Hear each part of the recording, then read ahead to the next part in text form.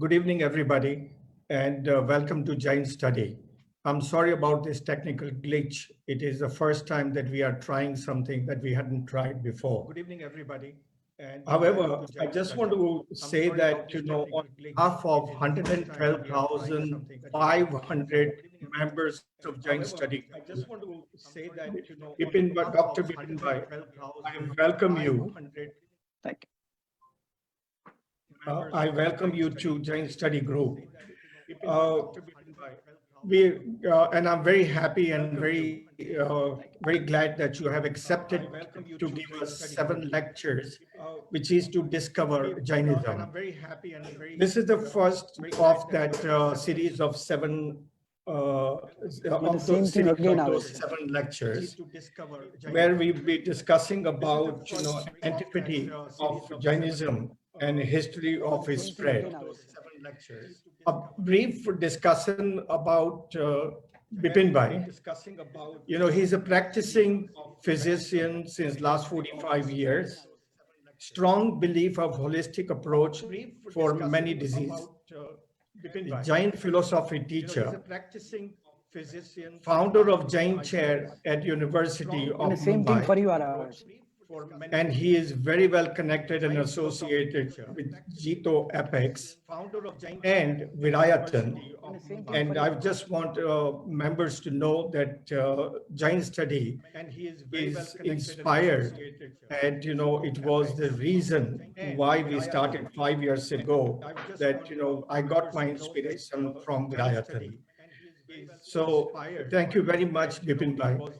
In the preparation for this lecture, I had taken help of Anila Doshi, Anila Ben Jain, Arpit Shah, Dairav Shah, Mittal Lalan, Priti Mehta, Same thing for you, Araj.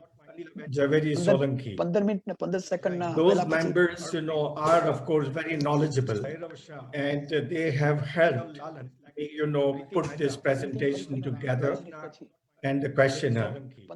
I must tell you that if it wasn't for them, I would not appear here. Moving on to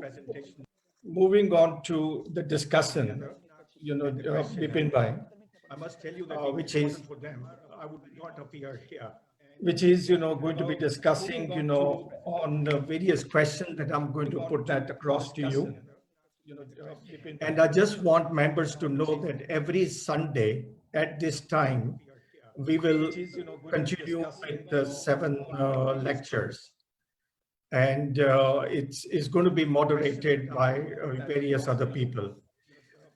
I just got some notice, that my sound is not being heard. So I've put it at high pitch, just tell us, whether it is working. And it's going to be moderated by various other people. Thank you. Bipin Bhai, I'm just going to ask you a question. Put it at high pitch, just tell us. And that is, first thing is, why is it important to know history of religion? And how does it help understanding how does history help us understanding in our religion or in our spiritual path? To know history of religion. And also, I would like to understand, what is the relevance of the antiquity of a religion from the socio-economic perspective, or in our spiritual path. Thank you, Dilip Bhai, and Jain Study Group. I really thank all of you who have put hard work to bring this knowledge to the large number of people.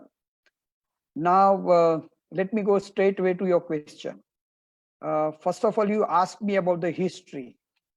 And before I conclude anything, let me ask you Michhami Dukadam. Why I am saying this Michhami Dukadam is very important, because there is a big divide between what is our faith and what is history. History is always evidence-based. You cannot say that this is a history unless and until there is an evidence in it. While most of our literature, or many of our literature, may be devoid of history, may be devoid of stories, maybe devoid of something which is which has been written in our granthas or in our scripture.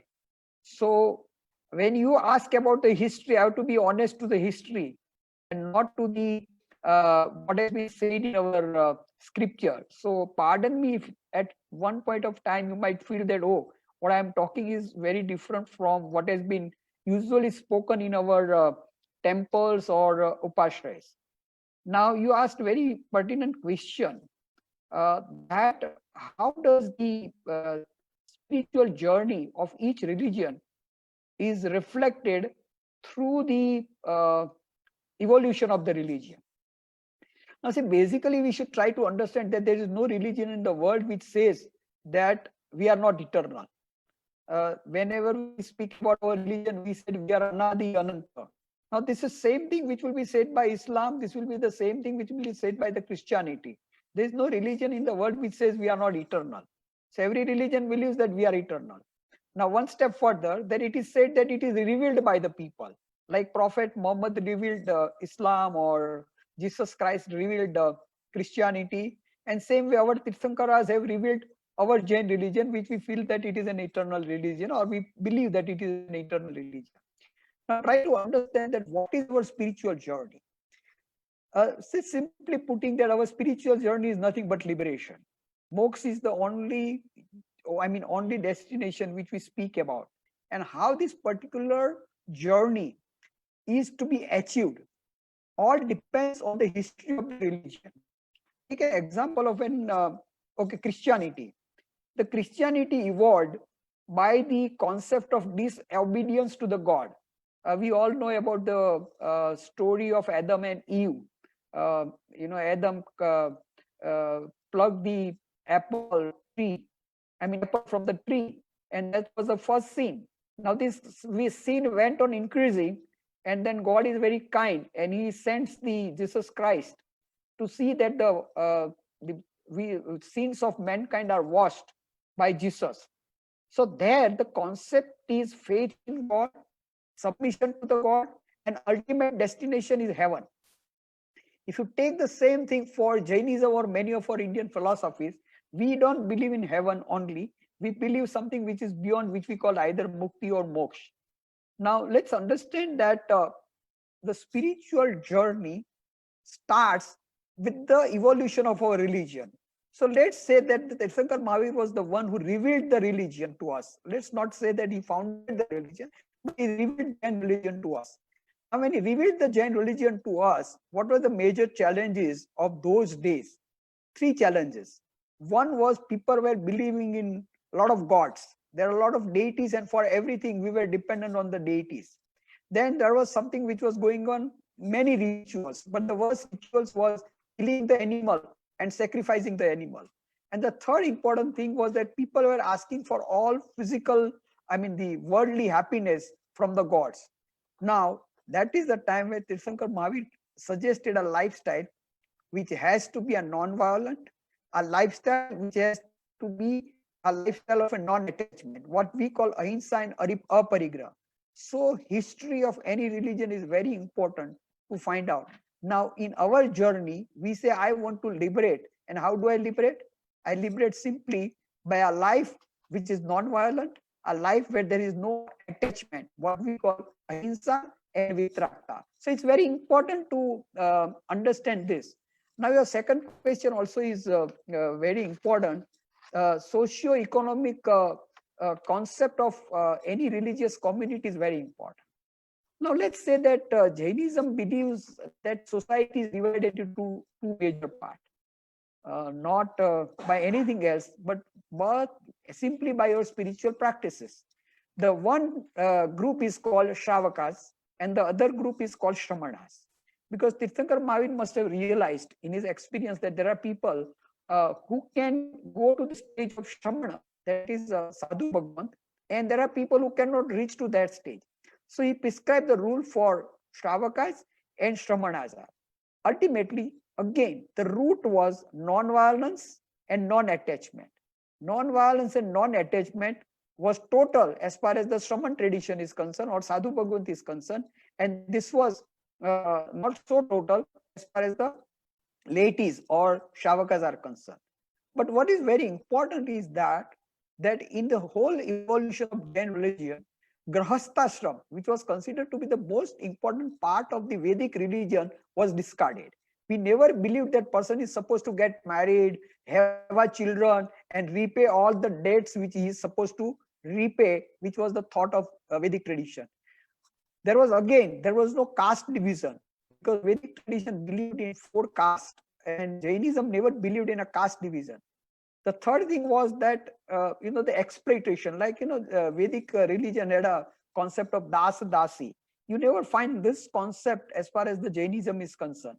Respect for women also was considered to be a very high part, very well appreciated in the Jain tradition.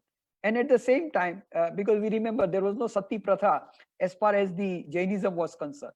So there are many social reforms which Tirthankar Mahavir did, which were looking absolutely against Vedic tradition or what was traditionally believed in Vedic tradition.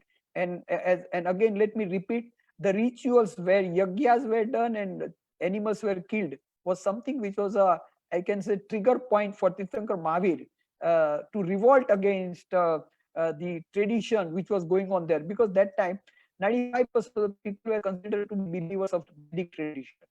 Now, if you see to the economic activities, again, we have to just believe that, how the Jain tradition took up the businesses. That's what we usually believe into it.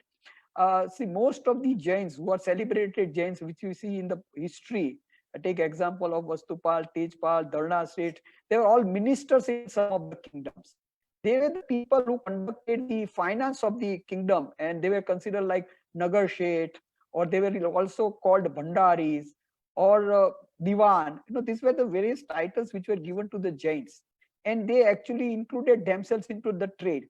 But very importantly, if you see the whole history, the people who involved into the trade never involved into any sort of violence. So both way, our root of non-violence and non-attachment has affected our social life and our business life even as on today.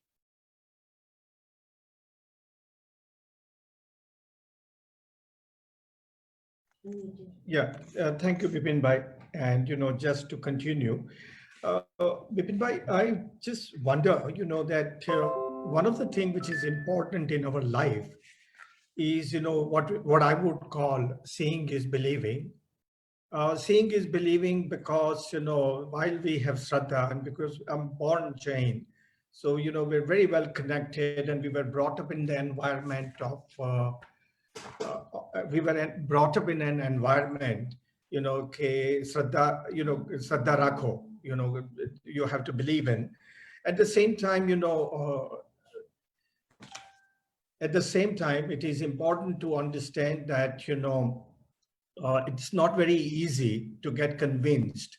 So I just would like you to tell us about the antiquities and, where do we derive that, Jain religion is almost an eternal religion. And also, just to add to that is, what are the evidences do we have, and from which period do we actually, can follow? I just have some follow-up question, which is coming on the slide. Okay. So, Lord, I could see them. Yeah. So I have few questions, which are very general questions, and, various members of ours have, discussed and asked those questions.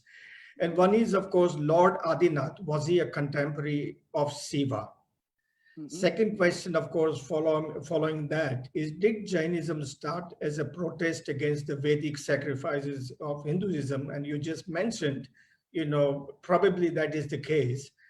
Right. Then third question is, are Jains converts? Did they get converted from Hinduism or whatever that other belief may be?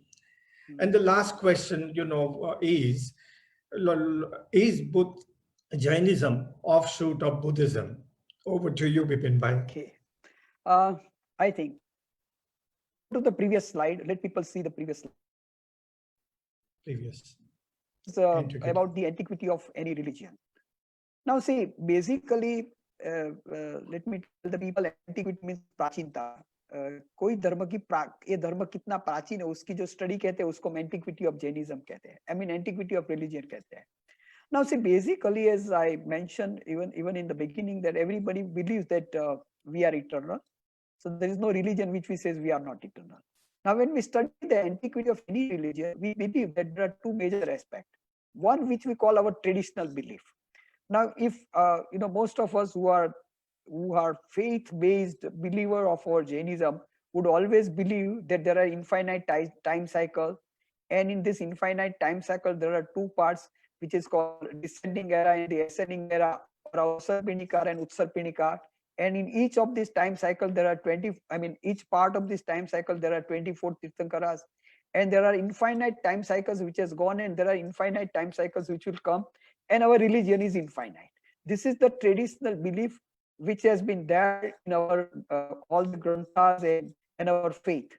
But now when you ask the historian will say that no, that is your, what you believe, that is your belief.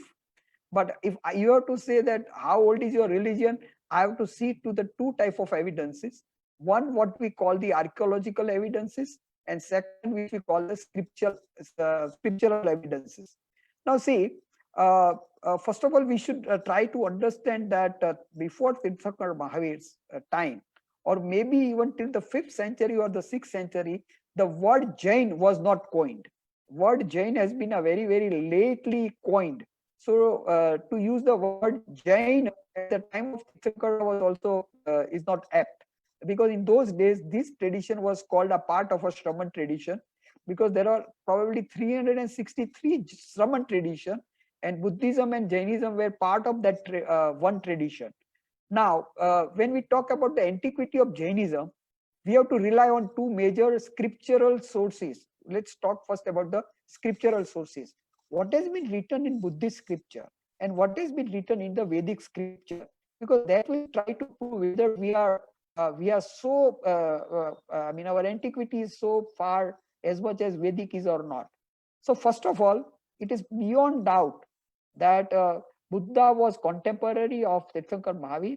Buddhism started little bit after Jainism, and if you see most of the literature of Buddhist, like if you take the some of their Damotra Pradeep or Agantura Nikaya, you find a number of Tirthankara's names are there. If you see, there is a description of Nigantha tradition, sadhus. There is the guru of Buddha, who were the first guru, like Alaraka and Udakama, were the Jaina gurus. So there are so many evidences which proves that in literature of Buddhist, you find the mention about Nigantha tradition. The Tirthankar Mahavir was also called Nigantha Nagaputra. So this is confirmed. I mean, no historian can doubt about it. So definitely Jainism is contemporary of Buddhism, as ancient as Buddhism is. So the concept comes with Vedic religion. Actually, we believe in our Indian history that Aryans are not basically from India, but they came from outside. And the Vedic religion was basically the religion of Aryan. Now, when we go to the Vedic religion, we have got scripture resources like Ruga Veda, Yajur Veda, Bhagavad Puran. Now, if you see all these scriptures, there is a mention about number of our Tirthankaras. So that also proves that this tradition or these names did existed even at the time of Ruga Veda, because Ruga Veda is considered to be the most ancient Vedic scripture. Even if you see the Rishabhdev is considered as the 9th incarnation of Vishnu, and there is a mention about the naked monk and a Dravida culture, which never accepted the Vedic culture. So let's say that since the time Aryan came over here, or since the time the civilization started, both Vedic tradition and Shraman tradition both existed, and Buddhism and Jainism are the part of the Shraman tradition. There is also in Atharva Veda, there is mention about one particular type of the sect, which is called the Vatsasya.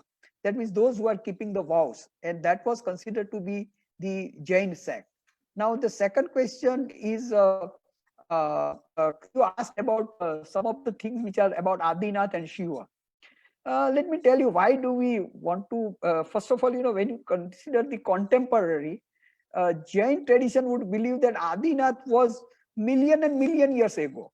Because when you say Sagaropam, 4 Sagaropam, and then 2 Sagaropam, 3 Sagaropam, 2 Sagaropam, 1 Sagaropam.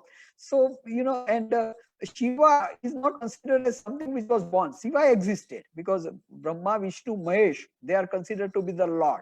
So there cannot be a comparison. However, Pandit Kailash Chandra tried to say that Shiva and Adi are same, because one name of Shiva is Adi, or one name of Adi is Shiva. So this was one thing. Second thing, both were from the place called Kailash. They had a common symbol like bull.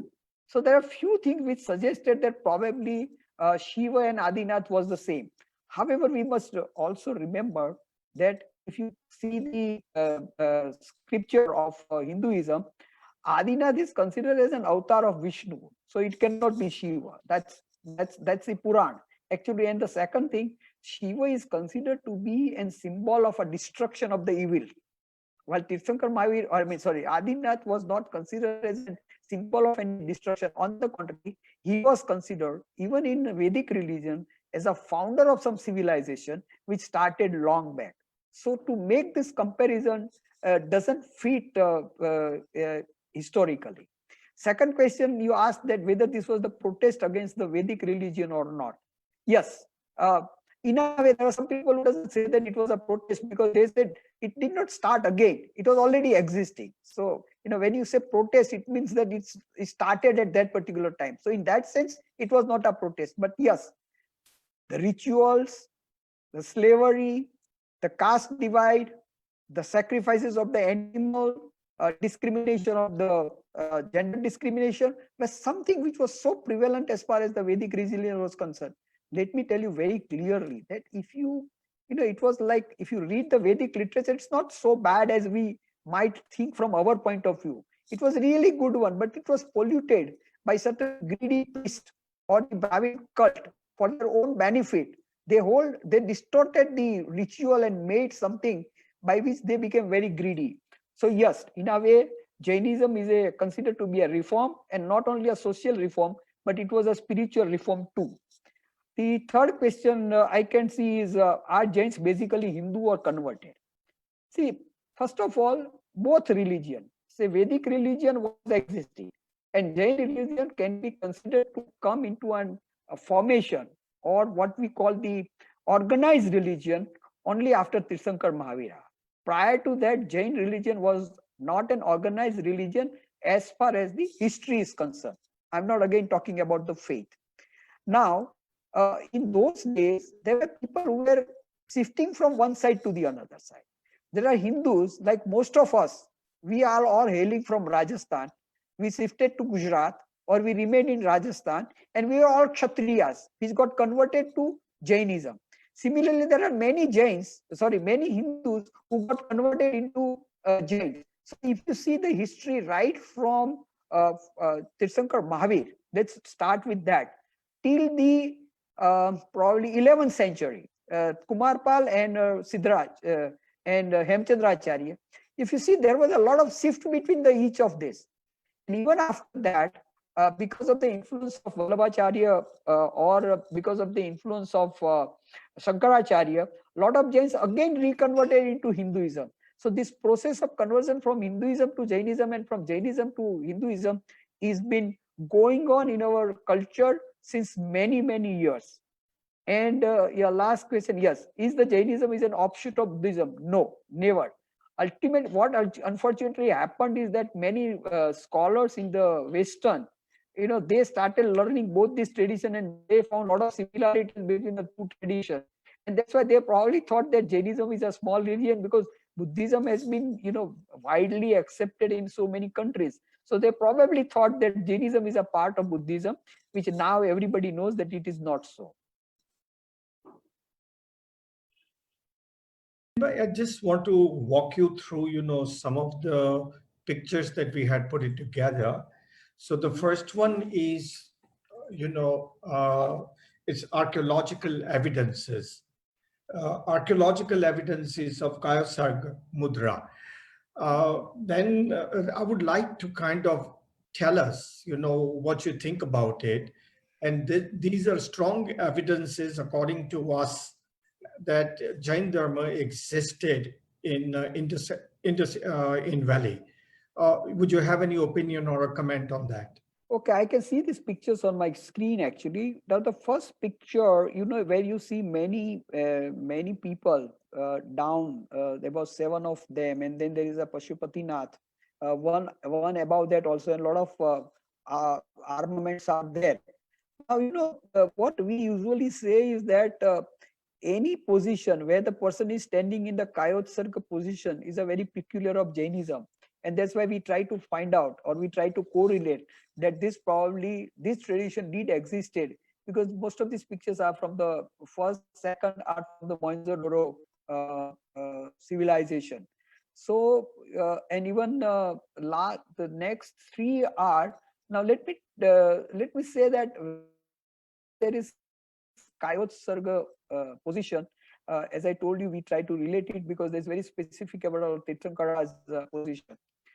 There's another mudra which is called also yogic position, because most of our Tirthankaras are sitting. So even if you find something which is in yogic or what we call dhyanastha mudra, that is also considered to be something which is related to Shraman tradition.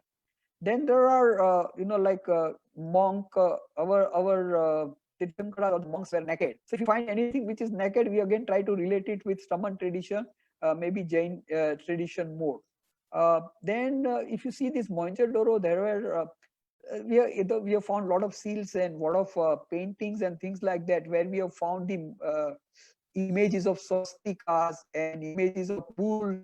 So these are the few things which indicates that yes, Jain tradition, or let's put again Shraman tradition, did existed at the time of Mohenjo-daro.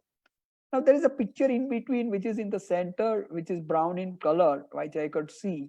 It is a torso. There are 2 types of torso seen. One is a polished one, the other one is an unpolished one. Now this is considered to be the most ancient sculpture which we have found actually. The part about this is that, first of all, there's a lot of dispute about this. First of all, this is only 6 inch big. This looks very big in your picture, but it is, if you see in the museum, it is only 6 inch big, not more than that. Again, as you see, it is a broken. It's a broken pieces. Even there are experts who say whether this is Indian or not. But the only thing that because it is in the Kayotsarga position, Jains claim that this is something which belongs to our religion. Even if you see the Pashupatinath, again, so all these pictures do indicate Kayotsarga mudras, yogic mudras. It does indicate that there was something which was related to Jainism was found in Indus Valley civilization. But to conclude that with this, that there was a strong Jain presence would be little away from the history. Right, I understand, Bipin bhai. I just actually, can you take the next one? I just want to actually move further, and come back, come back to Mahavira's time and just before that, and then so we've done, in the Sin Valley, you have given, your opinion, and then I think, will be important, to understand post Indus Valley, how did it actually evolve, the Jainism, and what made it happen? I think you have shown over here 4 pictures, very important. First, as you said, Adinath, and everybody agrees that there did exist Tirthankar Adinath. Maybe time period may be disputed, but yes, he did exist.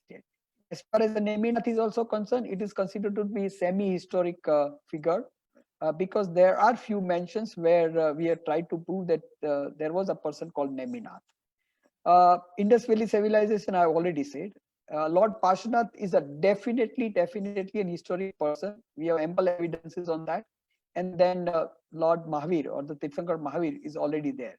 So let's come to one very simple thing, that all the 4 things which you have shown definitely shows the glorious history of our Jain philosophy, and this is a right way to understand the antiquity of Jainism.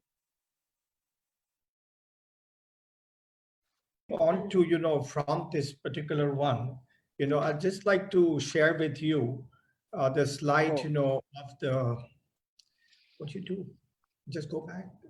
Yeah, just the next slide, which is discussion about, the patron kings of Jainism. My understanding is, or rather strong belief is, Jainism or any religion, usually if your king or an emperor accepts that religion, it actually becomes a Rajya Dharma. And therefore, entire population follows that. Could you actually tell us, what happened in time of Emperor Bimbisar, as we know him, and Ajatshatru? Okay.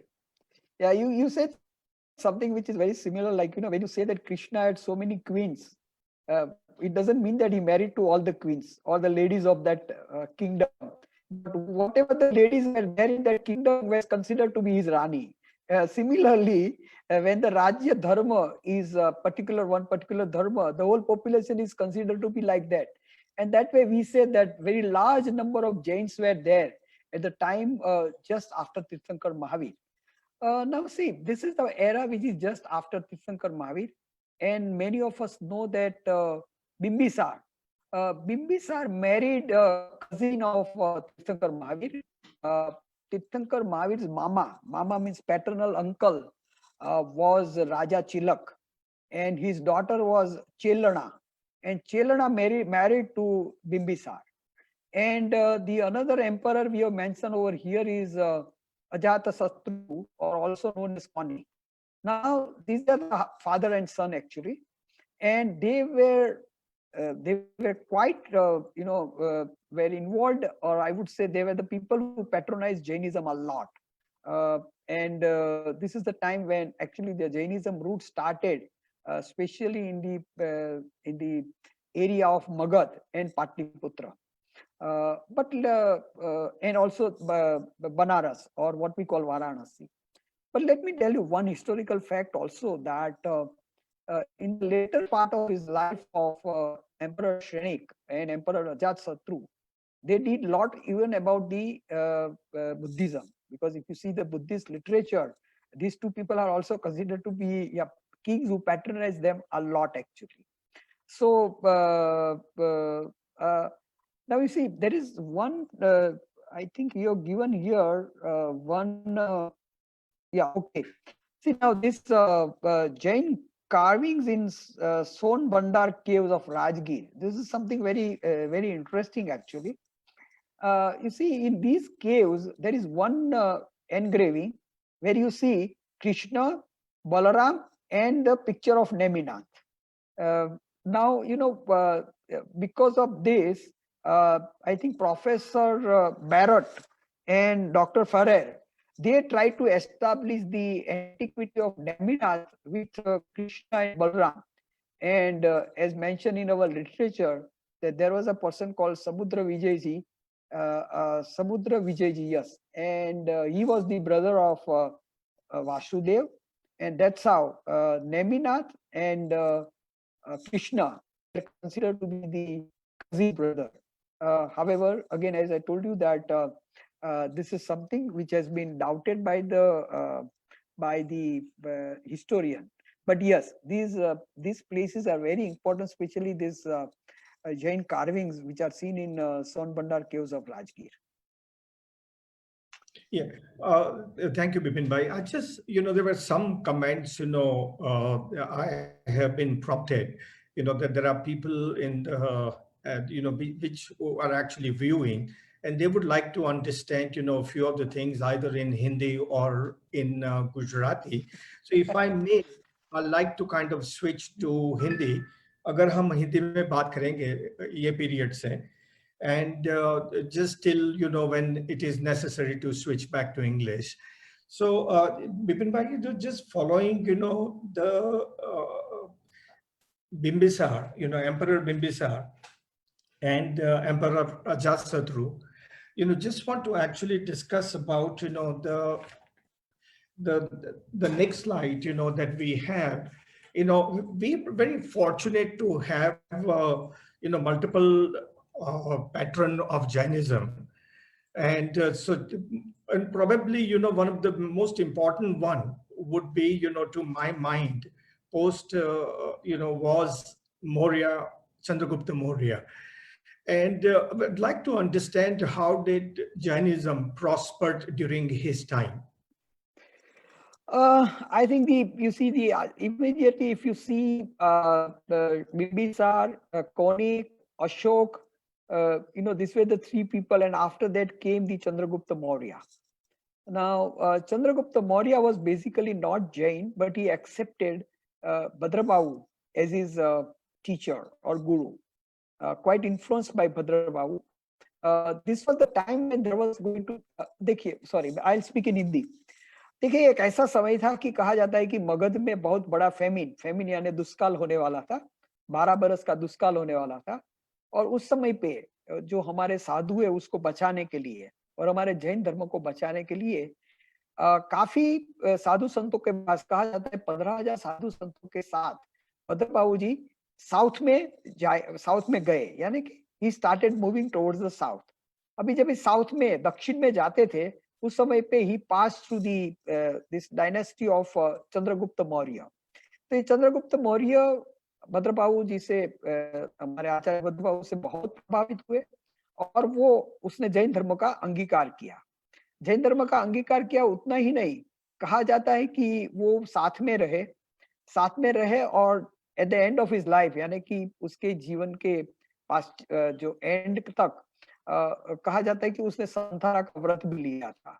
और आज कर्नाटक में और south में हम जो भी जैन धर्म का विकास देख रहे हैं, उसकी ज्यादा से ज्यादा क्रेडिट अगर किसी को जाती है तो वो चंद्रगुप्त मौर्य को जाती है, because that was the time when the religion started spreading towards the south.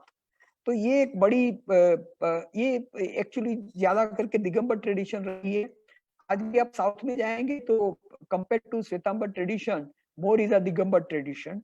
और वहां जो भी बाद में जो भी मठ हुए, बाद में जो भी जगह हुई, वो basically was the lot of influence of Digambar tradition.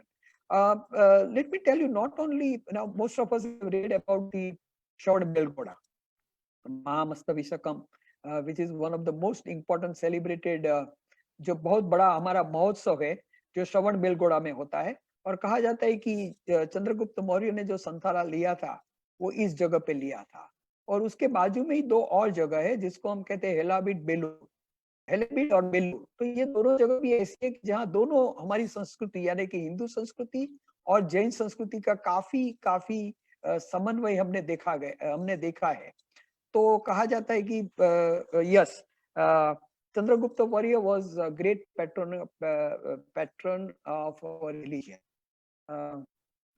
I think that should be enough for Chandragupta Maurya. Yeah. So following that, we are talking about Samprati Maurya. Can you dwell some light on that? Was it simply a follow-up of Chandragupta Maurya?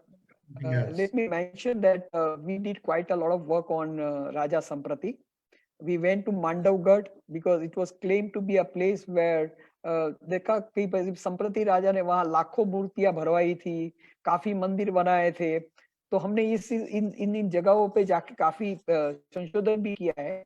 और हमारे ग्रंथ के अंदर संप्रति राजा के बारे में इतना लिखा गया है, इतनी जैसे कोई कल्पना नहीं कर सके उतनी मूर्ति का, इतनी जिनालय का, इतनी पौधशाला का, इतनी ज्ञानशाला की जो बात लिखी गई है।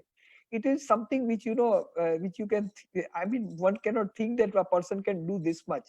That has been written in our granthas and we do believe it. However, एक चीज यहाँ है कि ये जो भी बातें लिखी है कि सिर्फ जैन स्क्रिप्चर में आती है। जो हिस्टोरियन के जो भारत की जो हमारी हिस्ट्रीज है, वहां राजा संप्रति का कोई उल्लेख नहीं किया गया है। उसका एक कारण ये भी हो सकता है कि जो भी आर्कियोलॉजिकल एविडेंसेस जो भी हमको जहां मिले हैं, जहां राजा संप्रति की बात कही है, उसके साथ रिलेट नहीं हुए। But one thing is definite that Raja Samprati was the grandson of Ashoka. And जितना सम्राट अशोक ने बुद्ध धर्म के लिए किया, उतना ही राजा संप्रति ने हमारे धर्म को आगे बढ़ाने के लिए, यानी कि जैन धर्म को आगे बढ़ाने के लिए बहुत कोशिश की, ऐसा हमारे ग्रंथों के अंदर उसका विवेचन हुआ है। और मैं भी स्वयं एक बुक भी हमने लिखी है, बहुत छोटी सी बुक है। अभी तो जो हमारे साथ लोग थे वो तो नहीं रहे हैं, लेकिन it's a very important book on Raja Samprati. Right, Bipin bhai. So then, it actually followed by, Mahamegha. Sorry, it's a tongue twister for me. That Kharavela, Marvel yeah, is something that I exactly. would like to understand. कि वहाँ ये क्या हुआ Kharavela time पे? I'll tell you, this is again prior to Jesus Christ, यानी कि before Jesus Christ पहले की जो भी है, उसमें this particular thing has been considered to be most important, not only most important, most acceptable thing. ये क्यों इतना इतना एक्सेप्टेबल क्यों है, उसको भी हमें समझना चाहिए। ये उदयगिरी और खंडगिरी की जो जैन केव्स है, वहाँ काफी जो जिसको हम शिलालेख कहते हैं, खास करके हत्थी गुफा और जो यहाँ की जो गुफा है उसके अंदर एक शिलालेख है ना। ये पहला शिलालेख है, यानी कि मोस्ट एंशिएंट शिलालेख है, जहां हम ये दो शब्द को देखते हैं, नमो अर्हंताणम। देखिए अर्हंताणम नहीं है, अर्हम लिखा गया है वहां, नमो अर्हंताणम। And the other one is नमो सव्व सिद्धाणम। उसके साथ स्वस्तिक भी है और उसके साथ श्रीवस्त भी है। तो ये कहा जा सकता है 100% that this was something which was ये जैन धर्म की ही बात है। और जो भी समय था, राजा ने ये सब करवाया है, तो जैन धर्म का काफी विकास हुआ होगा। एक स्टोरी यानी एक कहानी ये भी है कि जो नंदवंश यानी कि तीर्थंकर महावीर के बिल्कुल नेक्स्ट जो नंदवंश था, उस नंदवंश ने इसके पहले 400 वर्ष हो गए, तो 400 वर्ष पहले खारवेल पे हमला किया था। वहां से एक प्रतिमा लेके गए थे, वो प्रतिमा का नाम है अग्रजीन। अग्रजीन यानी कि ऋषभ देव की प्रतिमा लेके गए थे, और खारवेल के लोगों ने, यार तो ये राज्य ने ये प्रतिमा फिर से नंद कुल से वापिस ले ली। तो ये एक बहुत बड़ी कहानी, दोनों कहानी है। But archaeologically a lot of importance is given to this हत्ती गुफा, and it is a fact. Dilip भाई, मैं थोड़ा हर चीज में छोटा छोटा कर रहा हूँ क्योंकि समय की मर्यादा है, तो I am not going into very much detail. तो इंपॉर्टेंट बातें मैं कह के रुक जाता हूँ। जी, थैंक यू विपिन भाई, बहुत बहुत धन्यवाद। मैं अभी आगे जाके आपको सवाल पूछने वाला हूँ कि ये जो मगध का राज्य था, उसकी आप कुछ बात हमें बताएं। एंड ये मगध पीरियड में जैनिज्म का कैसे फैलावा हुआ? Can you just open this? It's coming up in a minute, that slide. I just want to share with you. And we are interested in about spread of Jainism during Magadha Empire or Maurya Empire. Again, you have mentioned already, you have discussed it already. We are talking about, 250 BCE, जो करीब आज से 2250 साल पहले हुआ था। इसमें कुछ और आप कहना चाहेंगे?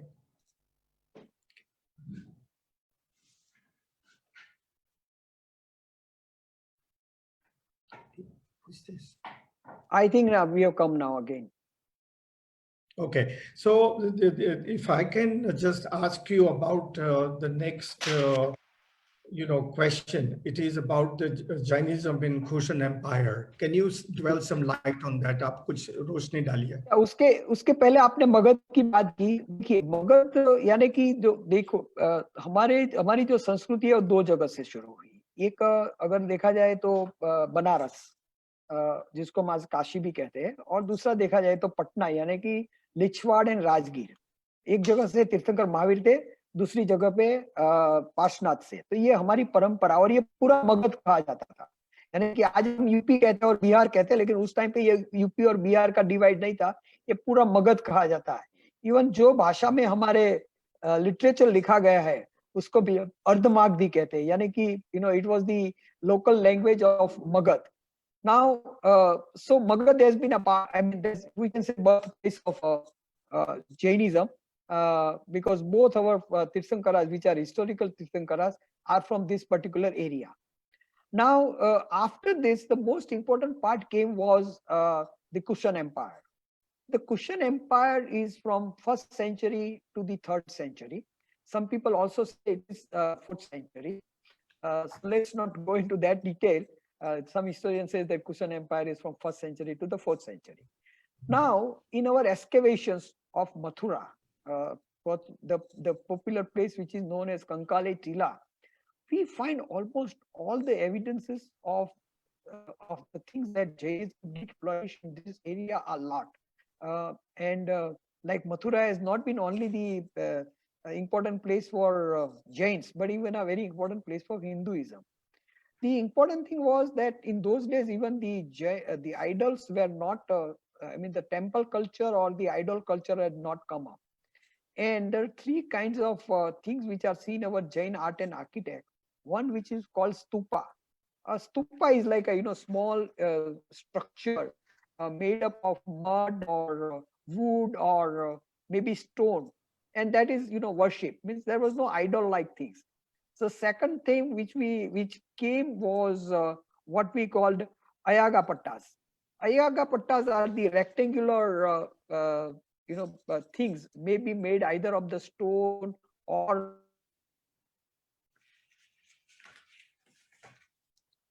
Bipin bhai. Hello.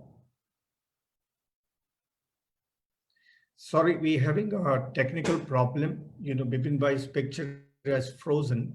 Bipin bhai, could you connect, again in a sec, can you disconnect and connect again on my Zoom call? If you can hear me, or can somebody in India, call Bipin bhai and ask him to reconnect? Yes, sorry, Bipin bhai, you're audible again, but it's still breaking.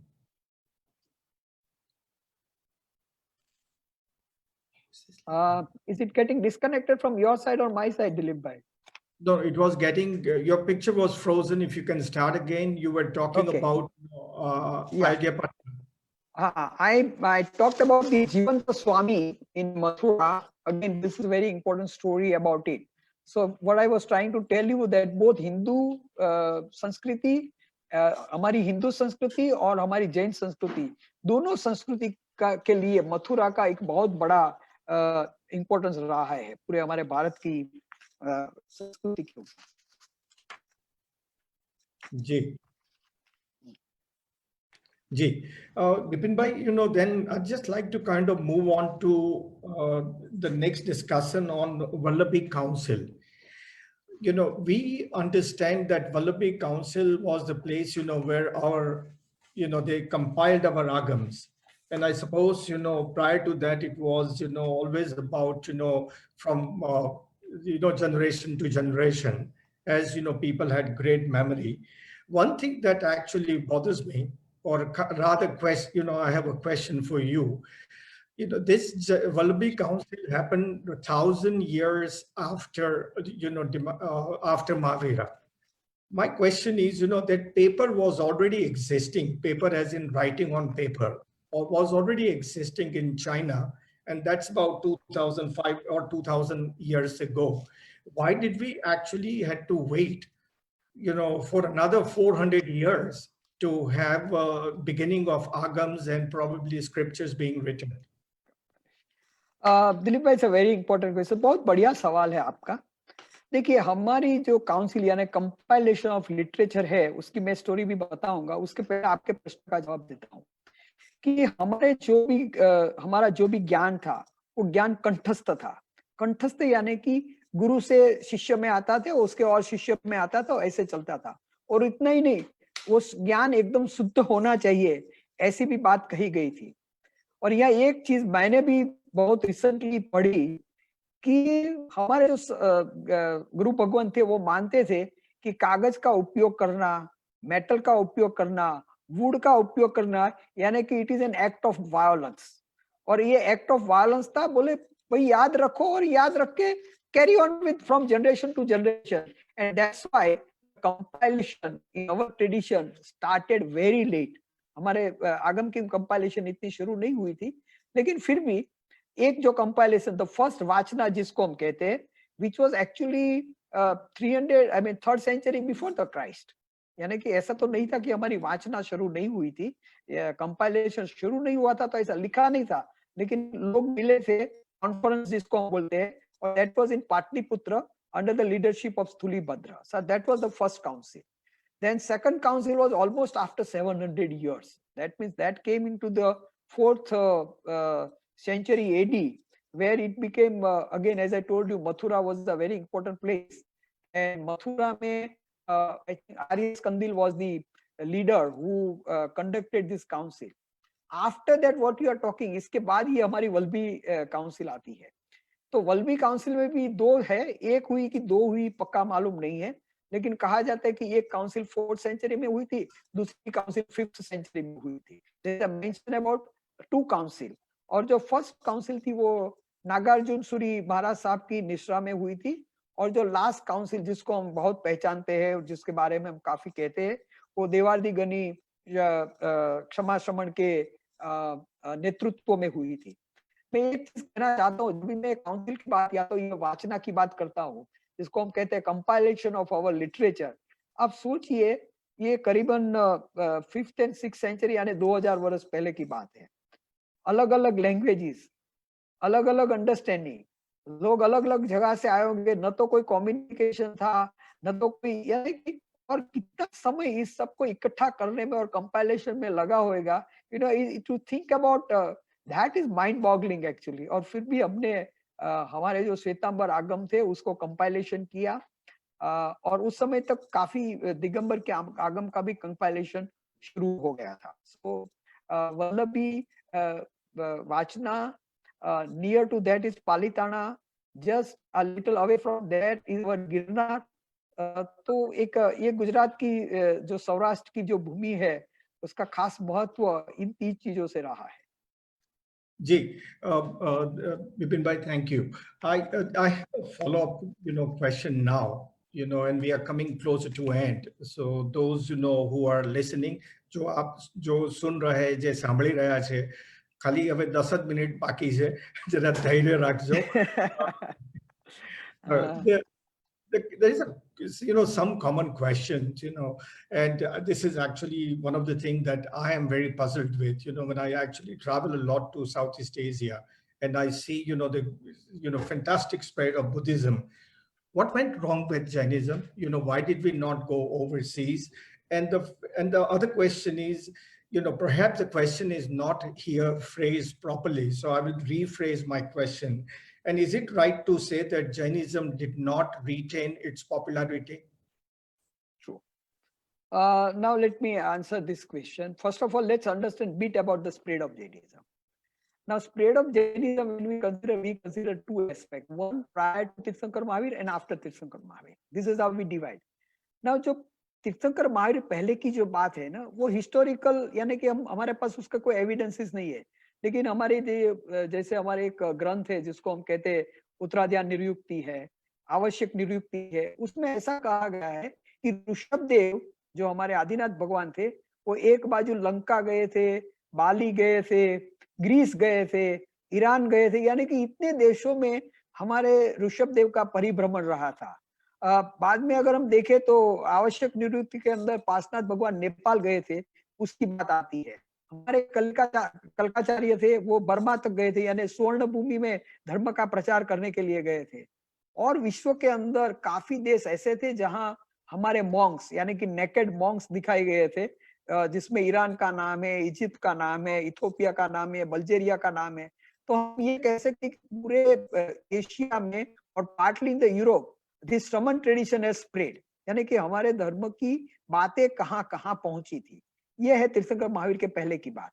और तीर्थंकर महावीर की जो बात है वो आपने काफी अब तक हमने कवर किया है, लेकिन एक ही चीज समझना है कि it started from Banaras and Patna, ये 2 हमारे एपिसेंटर्स थे, जहां से भद्रबाहु जब इस साउथ में गए तो वो साउथ में जैन धर्म को लेके गए, और यहाँ से एक उत्तर भारत में और पश्चिम भारत में हमारा धर्म काफी विस्तृत धीरे धीरे हो गया।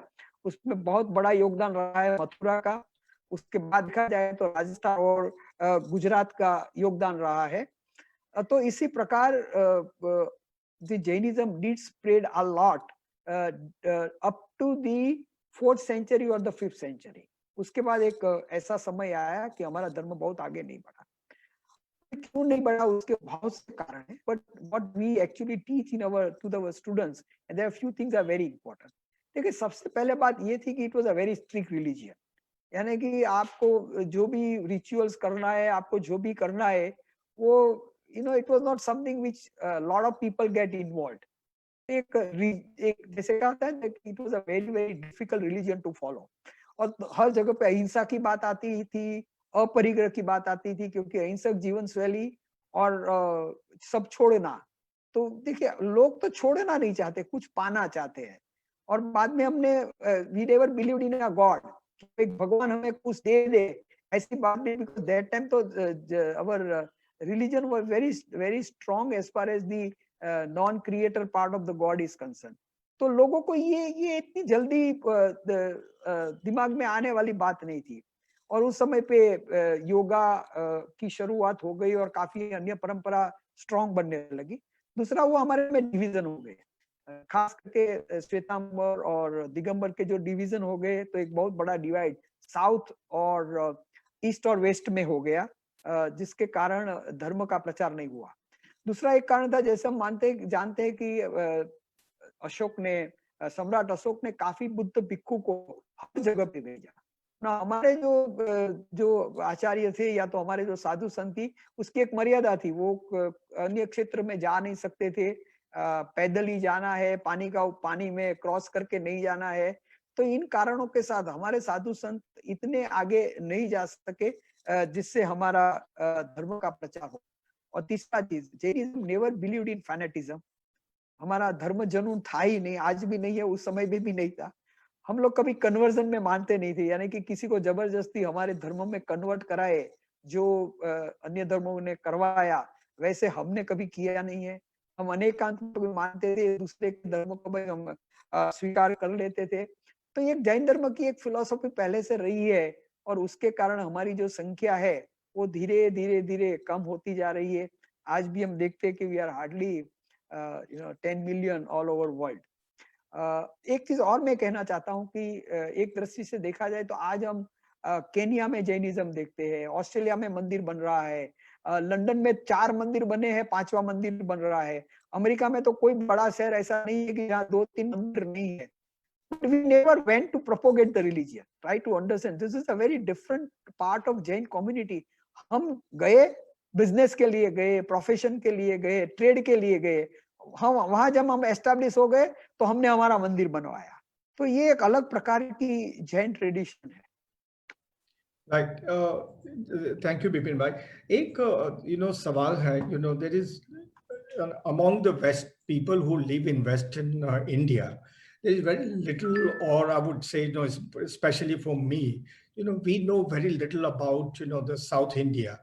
That there are some, discussions in the past, related to Adi Sankaracharya, and also there are some of the temples, and I would say that there is one of the listener is talking about, Jagannath Puri, and there are multiple discussions, I have read about it, and I just wonder whether you can actually talk about the South Indian temple and the spread, especially in South India, just for a couple of minutes will be very nice.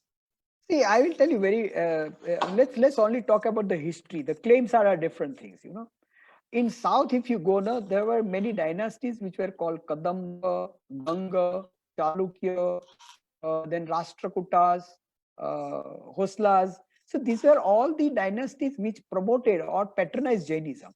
However, one thing we should remember, that they never left their Hinduism. Now, this is something very important. Obviously, Ganga dynasty was quite strong as far as Jainism was concerned, but otherwise, all the other dynasties respected Jainism, honored Jainism, but they never left their own Hindu religion.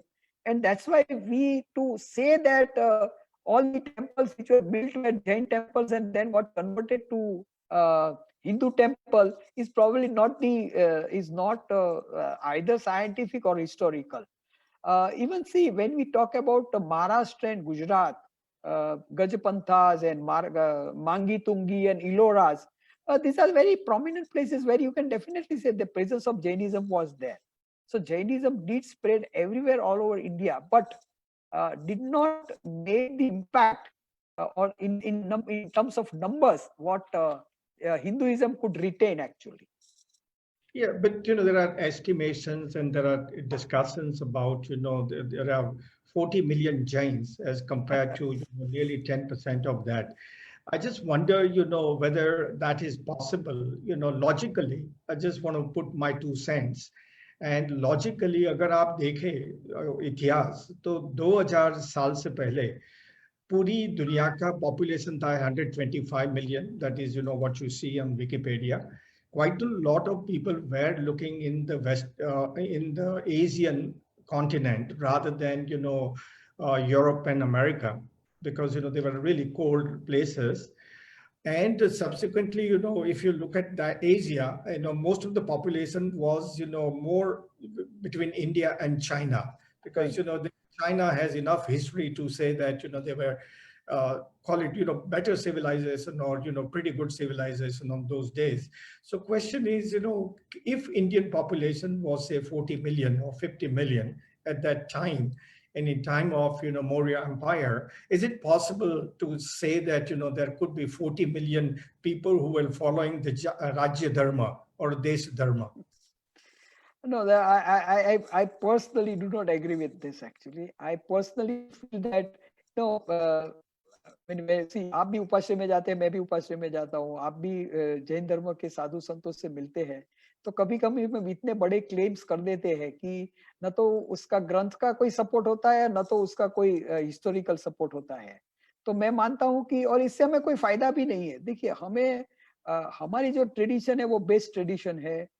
ऐसी कोई tradition नहीं है जिसने environment की इतनी बात अच्छी कही हो, ऐसी कोई ट्रेडिशन नहीं है जिसने कर्मवाद की इतनी बात कही हो, ऐसी कोई ट्रेडिशन नहीं है कि जहां नॉन वायलेंस और नॉन अटैचमेंट की अच्छी सी अच्छी बात कही हो. So let us stick to the principles rather than trying to, because अगर आप कोई अन्य धर्म को भी कम करने की कोशिश करेंगे तो मैं मानता हूं कि that doesn't go with our, because now we are staying, हम जो रहते हैं मल्टी कल्चर सोसाइटी में, मल्टी रिलीजियस सोसाइटी में, और तो हमें किसी और के बारे में ऐसा कह देना unless and until there are proven historical evidences, वो ठीक नहीं है.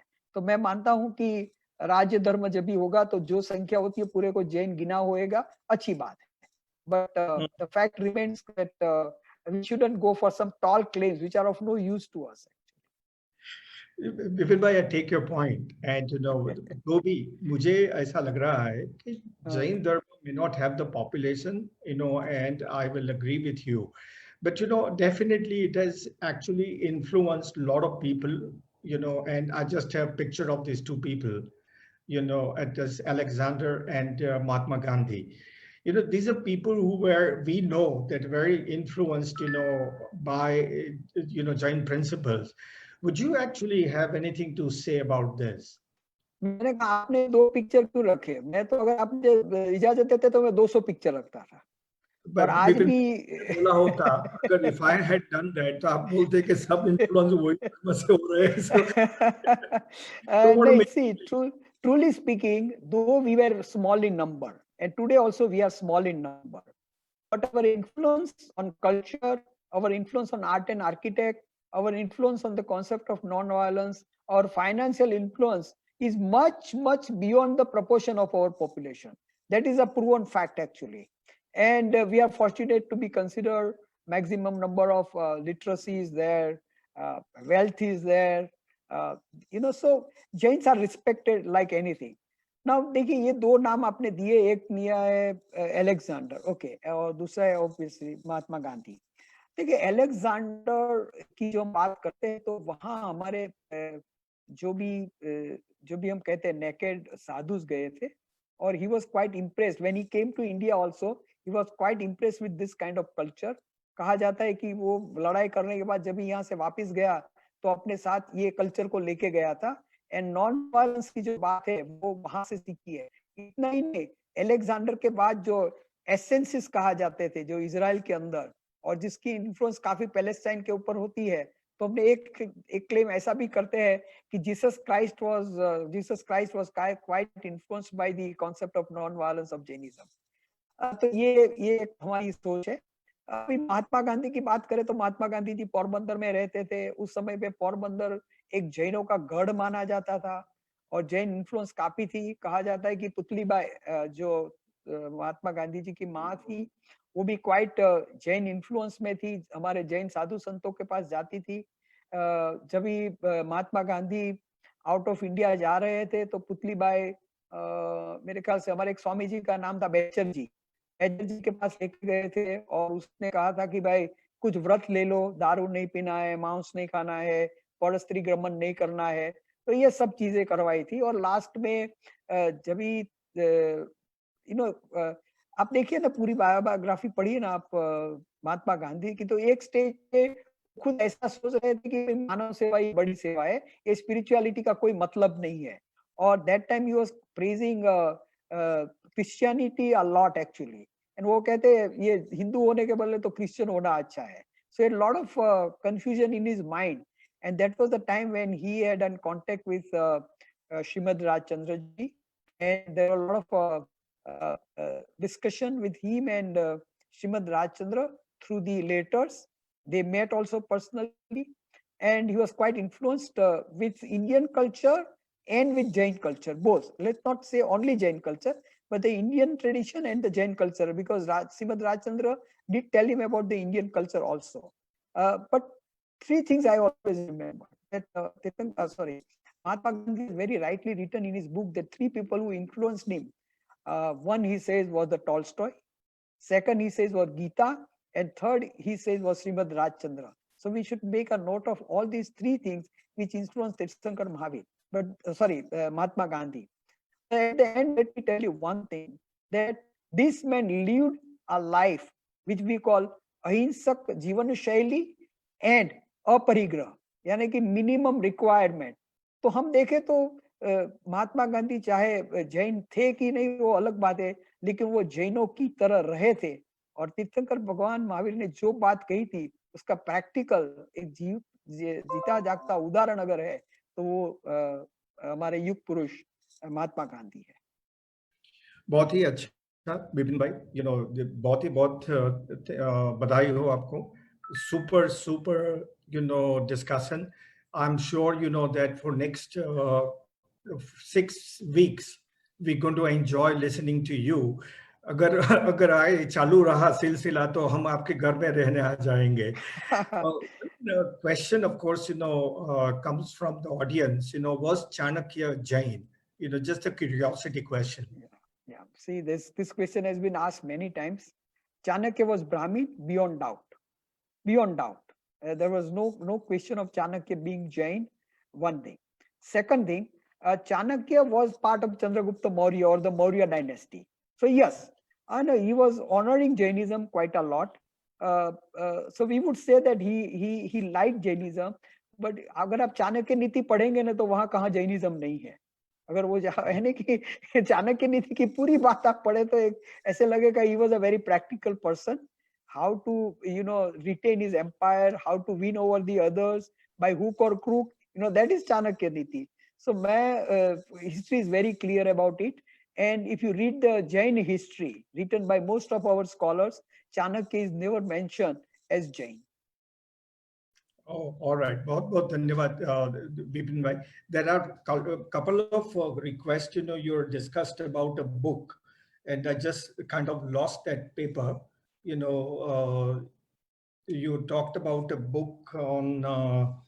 I'm going to actually, if I may, we will send you a question, few follow-up questions, and if you can take that up, on our next lecture, so that you don't have to do a special things for us. आपका बहुत धन्यवाद, and thank you very much, all the listeners and जी। हाँ, मैं एक book का नाम जो आपको देना चाहता था, एक बुक है जो doctor Evolution of Religion by Ajay Kansal. Those who are interested should read this book by Ajay Kansal. He is a pathologist from Delhi, and he has very nicely written on evolution of religion, which every one of us should know. देखिए history के बारे में और हमारे तो काफी बुकें हैं, जैन हिस्ट्री, जैन इतिहास no they are in the 6 volumes, तो बहुत बढ़िया चीज है, आप पढ़ेंगे तो बहुत आनंद होएगा। मैं लास्ट में ये कहना चाहता हूँ, मिच्छामि दुक्कडम भी कहना चाहता हूँ, क्योंकि आप एक एकेडमिशियन को आज बुला के आपके मंच पे लाए हैं, क्योंकि एकेडमिशियन का व्यूज और कोई साधु भगवंत होते या तो जो हमारे जो staunch believer faith based people होते हैं उसके व्यूज में काफी फर्क होता है। मैं जैन धर्म में मानता हूँ, जैन धर्म की हर बात को मानता हूँ, लेकिन जब यूनिवर्सिटी में पढ़ाना होता है तो हम ये नहीं पढ़ा सकते जिसका एविडेंस नहीं है, तो एक हमारी एक मर्यादा हो जाती है। Academic teaching in academic world and teaching in upasanas are different. तो अगर जिन आज्ञा के विरुद्ध या तो जिनेश्वर ने जो भी कहा उसकी बात से मैंने विरुद्ध कुछ कहा है तो आप सबको मिच्छामि दुक्कडम कहता हूँ। I am always available for discussion of any of your topics. Thank you very much. फिर भी दिलीप भाई आपका बहुत बहुत आभार, आपकी पूरी टीम का बहुत बहुत आभार। Thank you very much, Jai Jinendra and Jai Michhami Jinendra. Dukkadam from me as well.